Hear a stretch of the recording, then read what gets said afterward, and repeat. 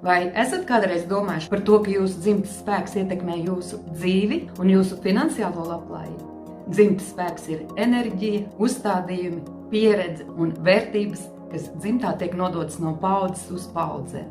Kā dzimtas spēks konkrēti ietekmē finanses? Tie ir senču ticējumi, tā ir attieksme pret naudu, nauda ir visa ļaunuma sakne, bagāti cilvēki ir mankārīgi, smags darbs ir vienīgais ceļš uz bagātību un tā tālāk.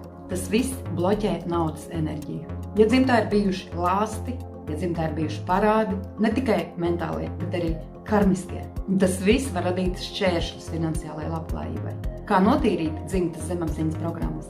To var izdarīt ar regresijas palīdzību. Regresija palīdz identificēt slēptos konfliktus un blokus senču sistēmā un atbrīvot zemapziņu no negatīvām ietekmēm. Tas ir burtiski pārrakstīt dzimtas programmu.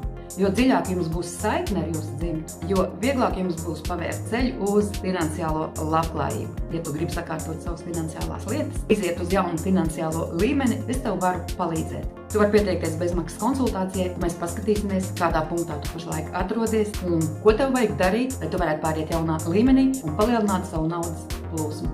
Pieteikties konsultācijai tu vari spiežot uz linku manā profilā. Jaunajā gadā novēlu visiem atvērt savu finansiālo plūsmu, sakārtot savas zemapziņas programmas, noņemt visus savus zemapziņas blokus un galu galā iziet uz jaunu labklājības līmeni.